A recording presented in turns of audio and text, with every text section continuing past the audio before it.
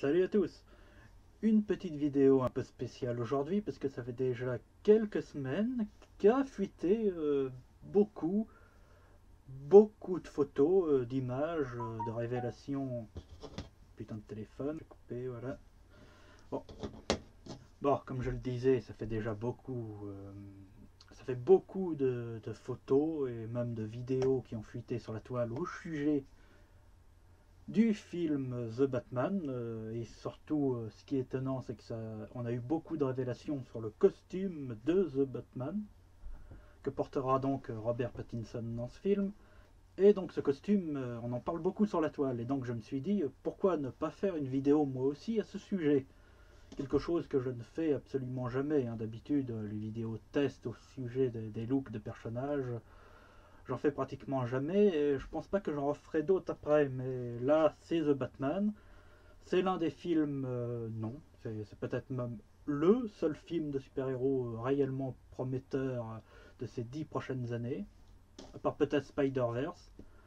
Voilà, Spider-Verse et The Batman, c'est les deux seuls films qui vaudront le coup dans les prochaines années, hein, parce que c'est clairement pas Aquaman 2, Captain Marvel 2, ou voilà, les éternels de The Marvel, Wonder Woman 2 qui vont nous intéresser, hein. Encore moins le Flash avec Ezra Miller, oh là là, que Dieu nous en préserve. Bon, donc le costume de The Batman c'était au départ révélé avec une vidéo test caméra dont je vous laisse regarder.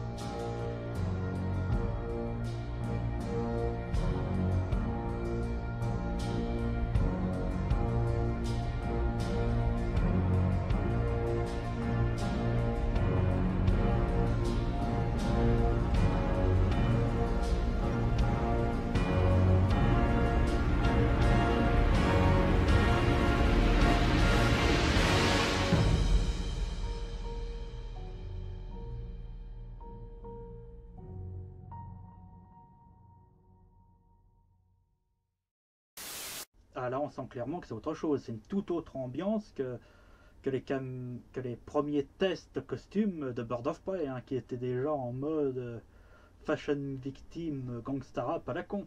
Là on a une ambiance qui est quelque peu pesante, vous voyez, on sent vraiment qu'il y a une ambiance qui est un peu malsaine, un peu pesante comme ça, avec cette musique qui apparemment sera bien la BO officielle du film, et dans ce cas-là je dis oui parce que la musique rend bien, enfin on n'en entend qu'une petite partie, mais je pense que ça correspond bien à l'ambiance qu'on aura dans le film, une ambiance un peu noire, un peu pesante, un peu malsaine quoi. Mais bon, on va pas se mentir, dans cette vidéo on voit pas très nettement le costume, mais heureusement il y a des photos, que voici. Voilà, voici donc des photos qui ont été légèrement retouchées sur le net par je ne sais qui nous permet de voir le costume de façon plus nette comparé à la vidéo qui est un peu floue et la lumière rouge n'aide pas en fait. Mais là, en noir et blanc, comme ça, retravaillé, on voit nettement quelques, quelques éléments du costume. Déjà, retour aux armures. Clairement, retour aux armures, comme Tim Burton, comme Nolan. Et quelque part, c'est pas plus mal, parce que moi, Ben Affleck, je vous le dis tout de suite, ça fonctionnait, mais alors pas du tout. Voilà, parce que je suis désolé, mais là je vais crever l'abcès tout de suite. Je préfère voir un Batman comme ça en film que voir un Batman proche du comics. Déjà parce que,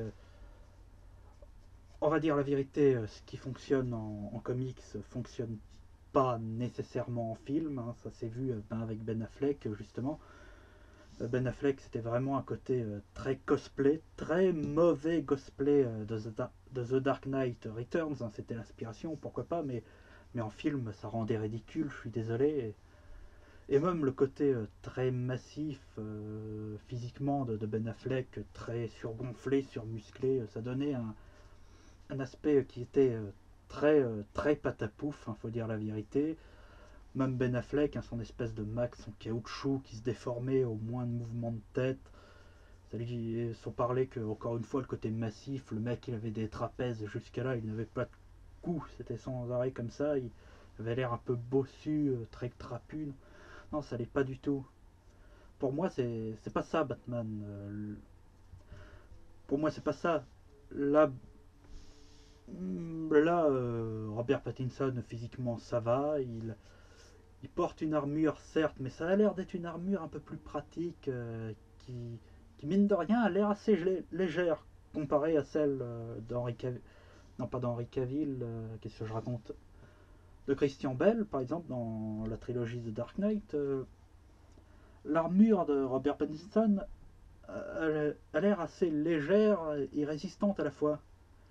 Et du coup, je trouve que ça colle bien avec ce qui pour moi représente Batman, qui est plus un ninja qui se tapit dans l'ombre pour surgir sur les ennemis à l'improviste, qu'une espèce d'armoire à glace qui fonce dans le tas, comme c'était le cas de Ben Affleck. Mais là, ça va, voilà, on voit nettement que c'est une armure qui est pratique, qui est faite avec des matériaux à la fois résistants et légers. La cape est assez stylée, elle porte un col qui au début peut laisser penser quelque peu au costume de Batman dans les comics White Knight. Mais sur d'autres photos, on peut voir aussi que le col est peut-être plus utile qu'il n'y paraît. J'y reviendrai plus tard. Déjà, deuxième photo. Là, on a plus le torse où on voit nettement que c'est une armure assez pratique. Le thorax, c'est une armure de plaque. Alors, personnellement, au premier abord, il y a l'emblème que, au premier abord, j'appréciais pas trop. En fait, ce qui me gênait, c'était que la chauve-souris n'a plus de tête. Du coup, dans le bas de signal, je sais pas comment ils vont la faire. Mais pourquoi pas? Elle n'a plus de tête, il n'y a plus de queue. Hein, c'est un bas de symbole qui est assez étrange au premier abord. Au début, j'avais pensé à un batarang de secours, genre il en a un là, il le prend, il le lance, mais quand il réfléchit, c'est pas très pratique. Mais quelqu'un sur Twitter m'a fait remarquer qu'apparemment, c'est dans le scénario qu'il s'agirait du pistolet de Joe Shield qui a tué ses parents, qu'il a coupé en deux, enfin qu'il a découpé pour faire son bat de symbole. Ça, pourquoi pas? Apparemment, Kevin Smith a eu la même idée dans une mini-histoire.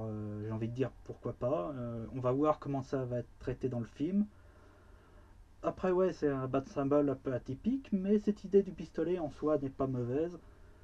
Alors, qu'est-ce qu'on a d'autre? Oui, on pourrait parler plus attentivement du Max.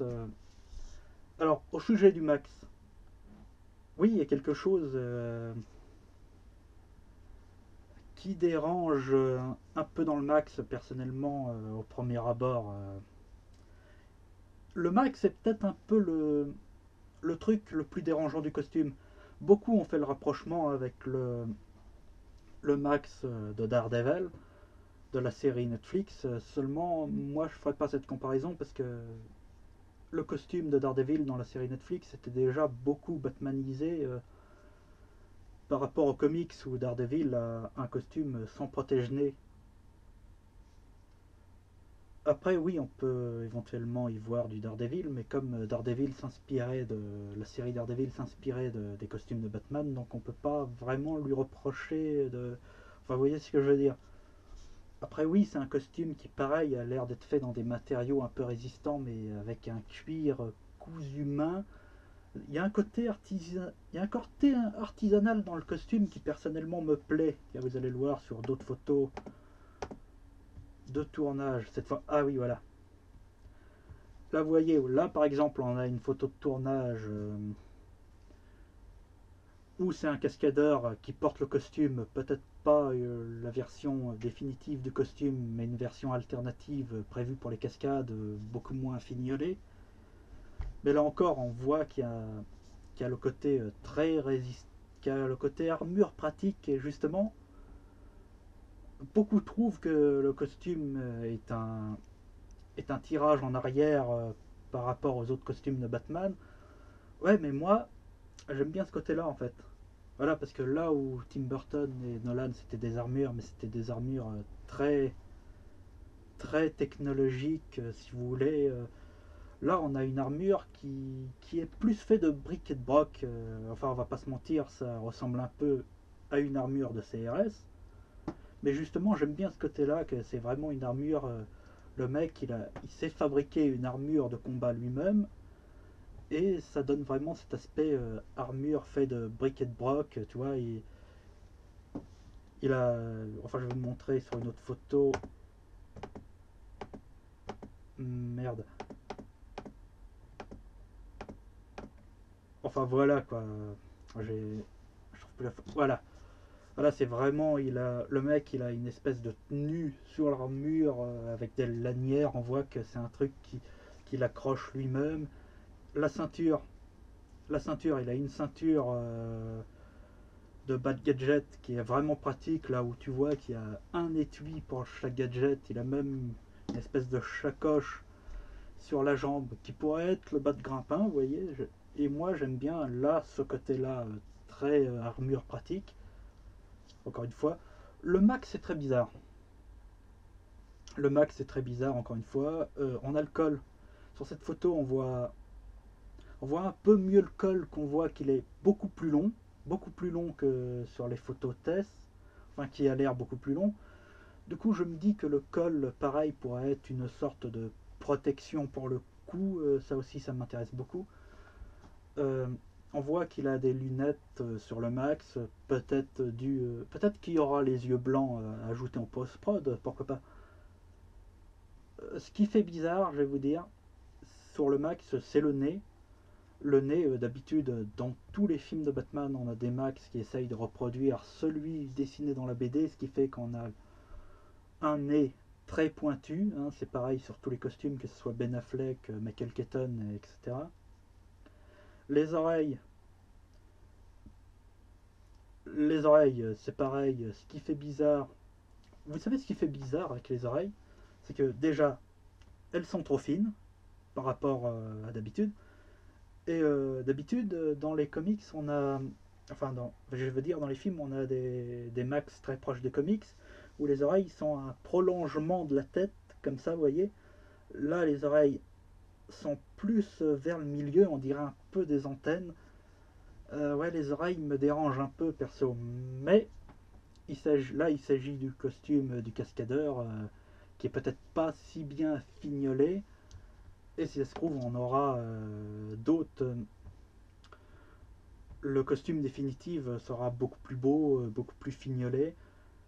Et de toute façon, moi je théorise qu'il ne s'agit pas de toute manière du costume réellement définitif de Batman, mais plutôt d'un costume à ses débuts de carrière qui pourrait évoluer dans le film ou évoluer dans d'éventuelles suites pour un costume plus technologique, euh, plus proche du comics en fait. Parce que là, vous voyez, là par exemple, on a un gros plan sur les gants, enfin plutôt les protèges coudes, enfin les protèges avant-bras, qui, ça aussi il y a un côté comme ça dans l'armure du film, ça donne un côté assez samouraï, assez armure de plaque de samouraï, notamment avec ces protèges avant-bras où vous voyez enfin les traditionnelles lames sur les côtés ici sont des vieilles lanières toutes pourries pour faire la référence, ce qui me laisse penser que ce costume n'est qu'un proto-costume au début. Par contre, il a des espèces de flèches sur les avant-bras. Peut-être que ça servira d'arme, on verra bien. Voilà, même la moto en fait a l'air assez briquet de broc. Vous voyez, on sent vraiment que c'est un Batman en début de carrière, qui a pas encore toute sa technologie, que là Bruce Wayne il est vraiment en balbutiant sur la création de son costume. Et ça fait beaucoup penser au fameux Batman année 1, année 0, pas celui de Miller, mais l'autre, vous voyez, où vraiment on a un Batman débutant qui limite se prend les pieds dans la cape, etc. Enfin bref, vous voyez ce que je veux dire. Mais quoi qu'il en soit, personnellement ce costume me plaît, j'attends d'en voir plus, de le voir plus fignolé encore. Et puis bon, les gens ils sont tellement...